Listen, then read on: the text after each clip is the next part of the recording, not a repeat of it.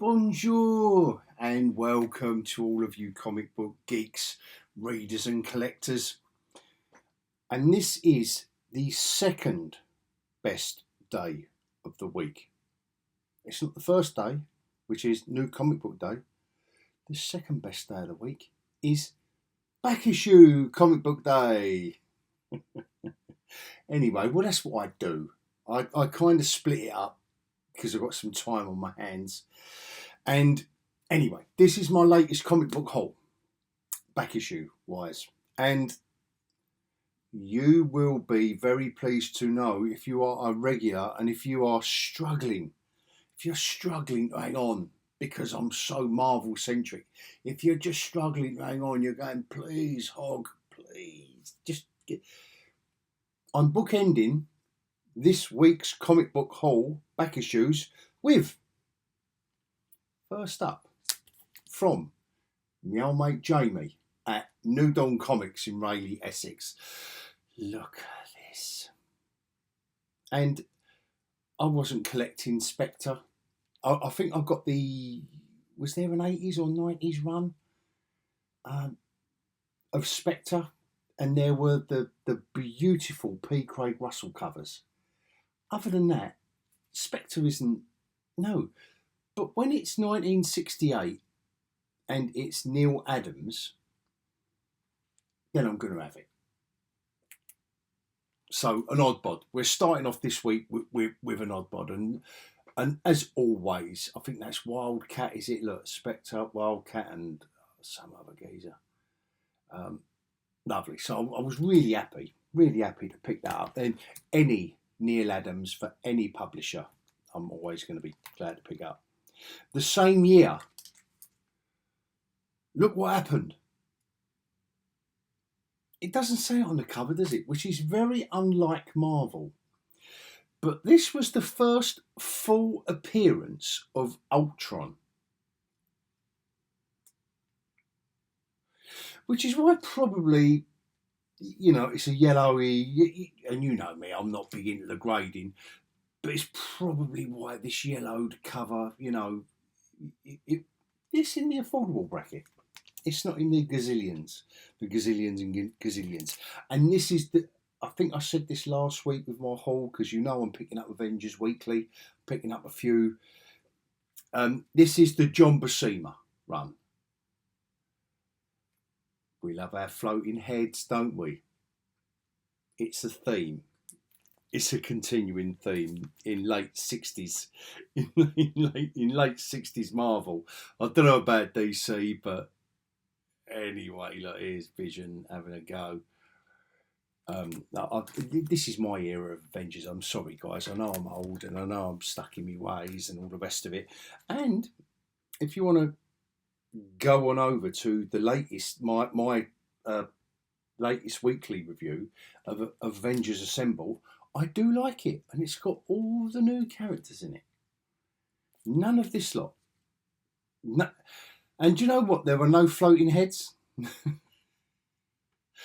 Come on, you can't beat a floating head when the editor says, no, the cover needs a bit more, guys. Needs some floating heads. John Buscema on the Avengers, late 60s. It defined the era. For me, it defined the era. And you don't get better than John Buscema on superhero comics. Until Gene Colan comes along. Now, you may remember that name, most famously known for Tomb of Dracula and a big long run on Daredevil, right? And he's one of my favourite artists of all time.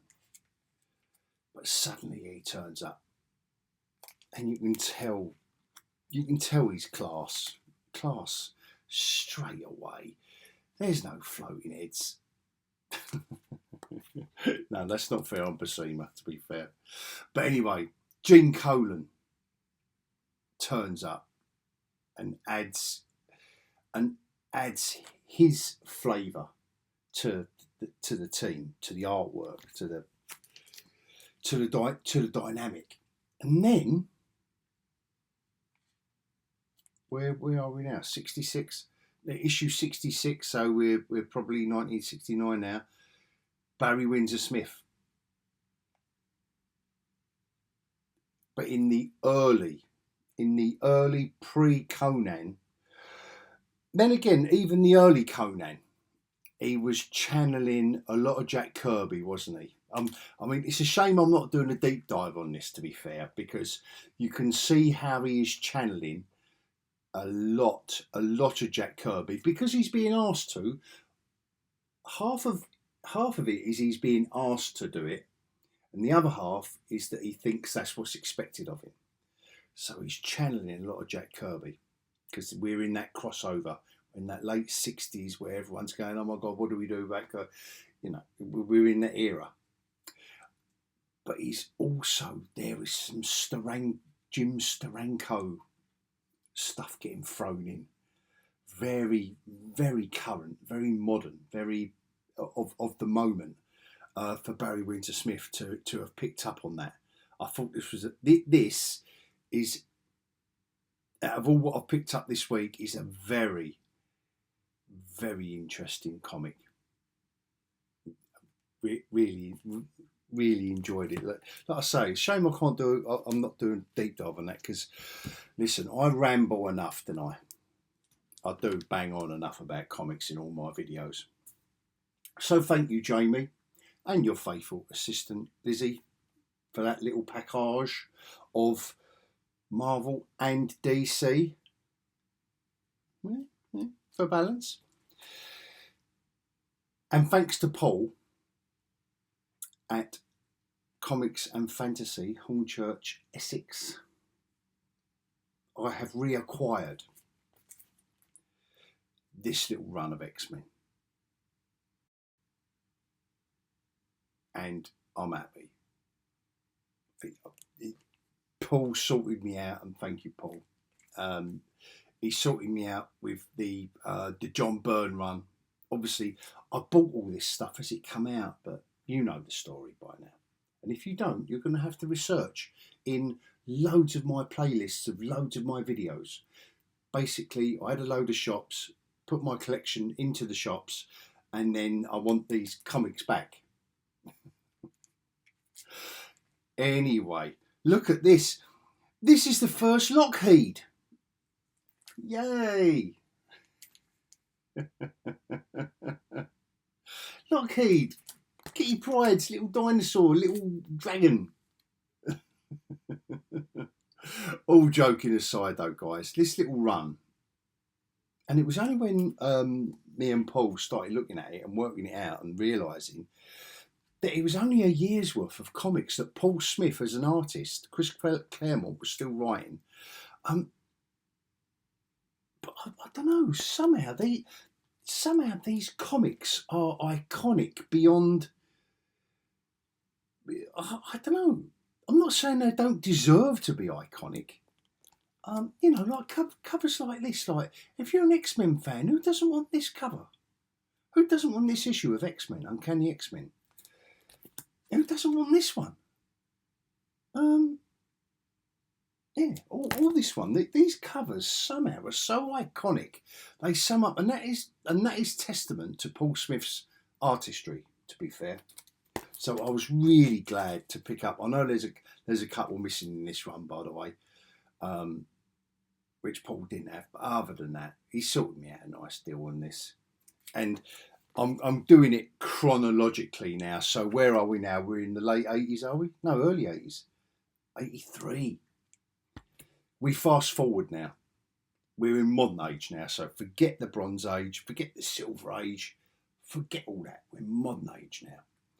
I did pick these up a while ago, but I've just discovered them buried in a in a box and thought I'd mention them because Kaare Andrews is on Spider-Man Reign 2.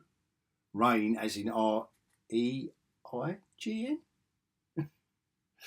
And I love Kaare Andrews' artwork. And this is a real odd bod of a comic. Different Marvel characters from different times being flung into different scenarios. And yeah, it's just, I mean, these were just as cheap as chips, this stuff, but because I don't, no one cares for some reason, but Kaare Andrews' artwork, oh, it's gorgeous. Absolutely gorgeous on this. And he loves to write and draw. And there's nothing, I've got nothing against that when you are as talented as Kaare Andrews. That's a little play on Death Dealer. Sorry about the glare. I don't know what's going wrong with the glare tonight, to be fair. But little play on the old Frazetta, Death Dealer there with Captain America's shield. He threw everything at this one. He threw everything at it. And I really enjoyed it.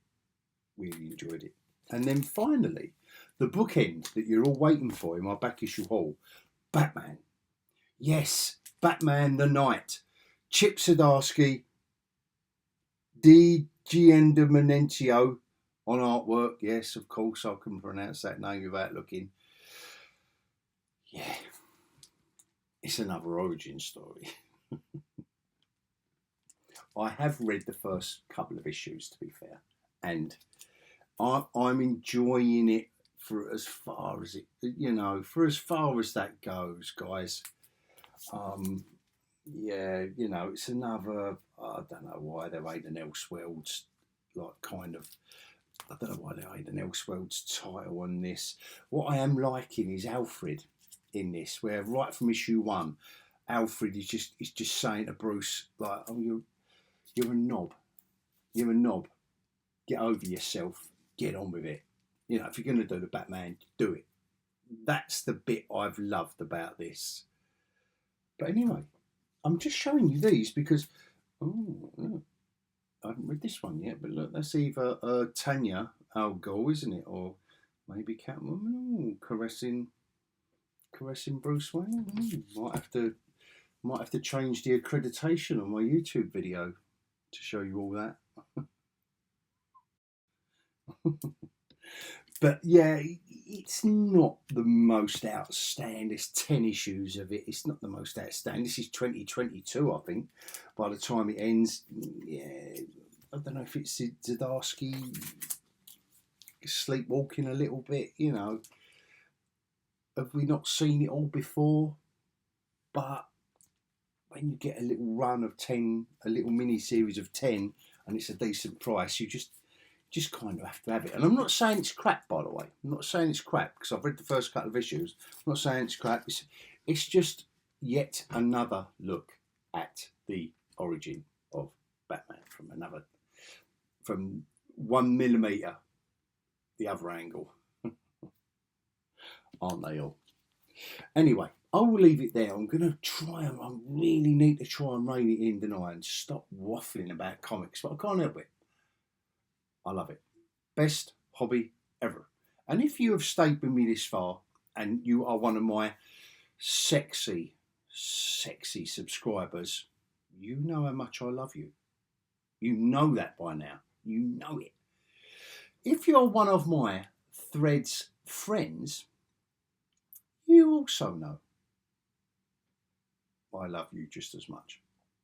And if you imagine if you was on Threads and subscribing, but then you commented and liked one of my videos, imagine, I think my head would explode like the guy from Scanners.